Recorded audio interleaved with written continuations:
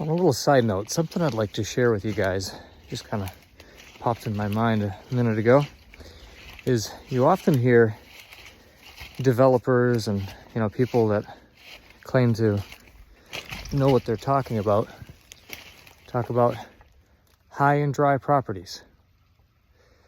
Well, high and dry properties are good for one thing and one thing only: building a structure. That's it.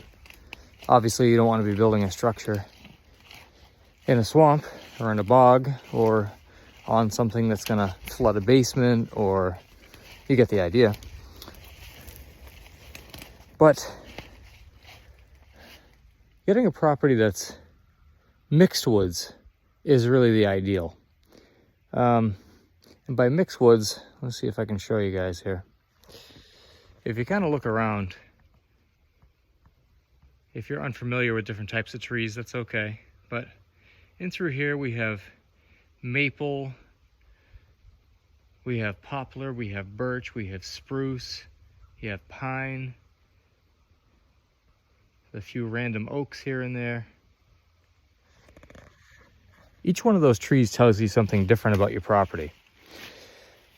So if you have primarily a pine-filled woodland, it's not necessarily a bad thing, but if you're looking to survive on that property, you really don't want to be you don't want to be burning only pine.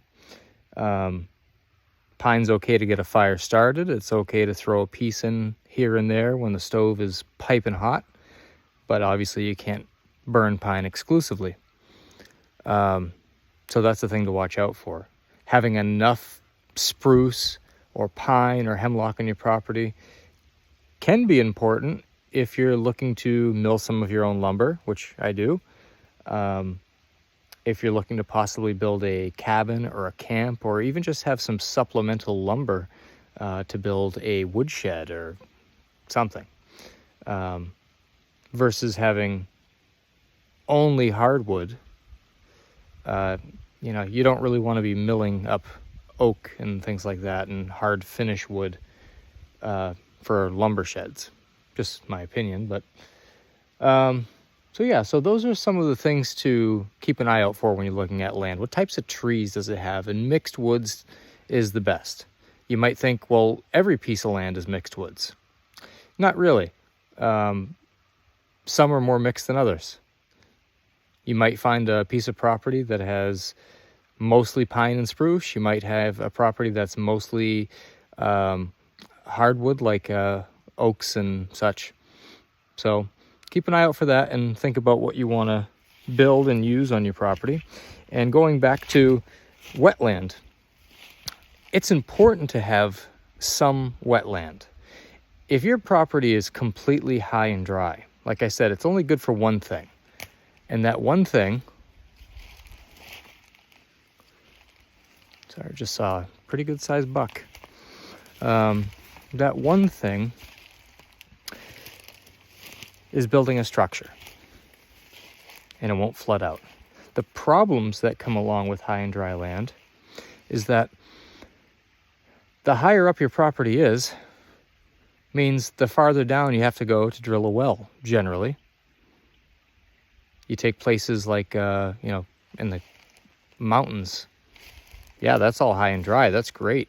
Got good sun exposure in the wintertime too, in a lot of cases. But you got to go down 3,000 feet to get a well.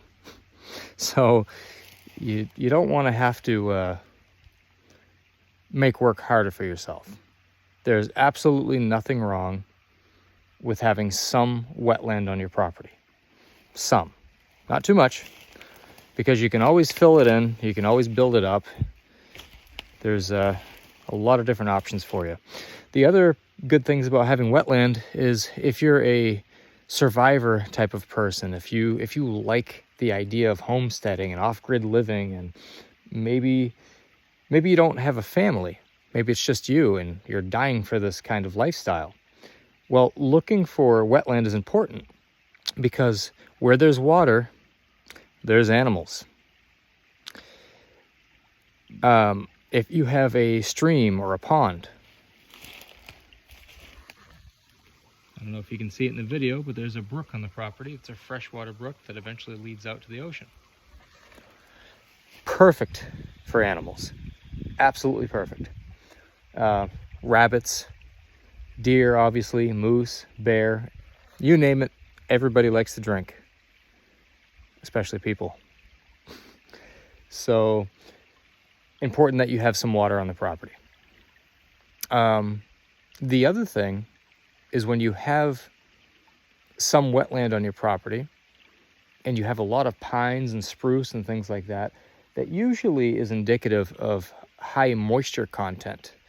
And the more moisture there is, the more ability there is for mushrooms to grow. So if you like foraging for types of mushrooms, I'm just starting to learn some of that myself.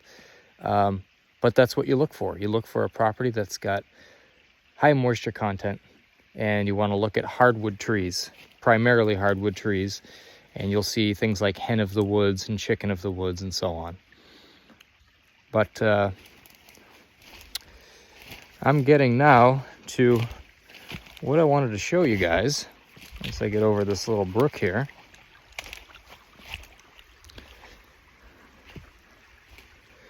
And this, my friends, this is why I bought this property.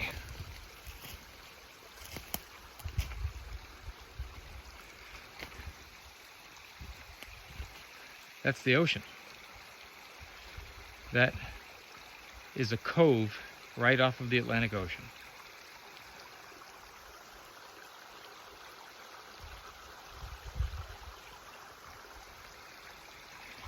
Why I personally think this was a fantastic choice was because I've personally seen ducks and geese fly into this cove, and they're fishing.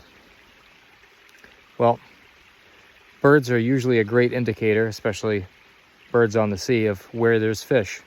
So I've seen crabs, which you can forage for in the area. And there's, when this tide goes out, there's mussels, and there's steamers, and there's fish, and there's opportunity to put traps down and catch them and so on. The nice thing about being in a cove is you don't have to worry about bold coast winds. I mean, we're still on the sea either way, so you are going to get some heavier winds and some storms and things like that.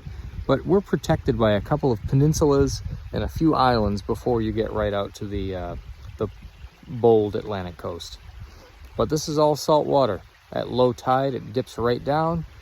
And like I said, you can see all types of little critters and everything. So what you're looking for on a property, or at least I think this is what I was looking for, what was going to help me out in the future and help my family, especially if times ever get tougher than they already are, is sustainability. Can I potentially keep my family going and live off of the land? And not just hunting, you know, a deer occasionally and things like that. It's finding good, clean, healthy food. And it doesn't get much cleaner in Maine. The air quality is the best in the country, I believe. The wildlife is abundant. And if you look out, what do you see? There's no houses. There's no factories. There's no multiplexes.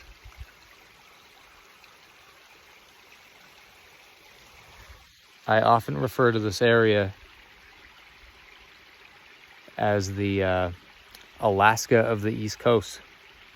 It's very remote and it's beautiful. We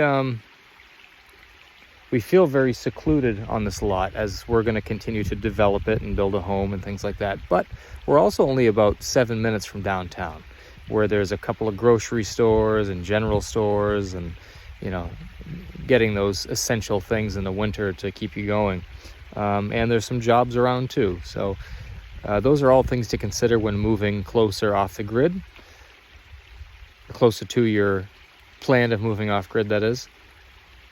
How many How many things are you willing to sacrifice? Can you relocate? Can you get a new job? Do you have a preference on the kind of job you're doing? Do you want to use your property as a way to make money and live? Do you want to build a sugar shack? I mean, there's a million possibilities. But having life on your land is important. So high and dry isn't necessarily always the way to go. If you want a quarter-acre lot in the city somewhere, sure, high and dry all day long, because that's about all the property's going to be good for, is building a house on it, unfortunately. All right. I'm going to make my way down here, and I'll get back to you.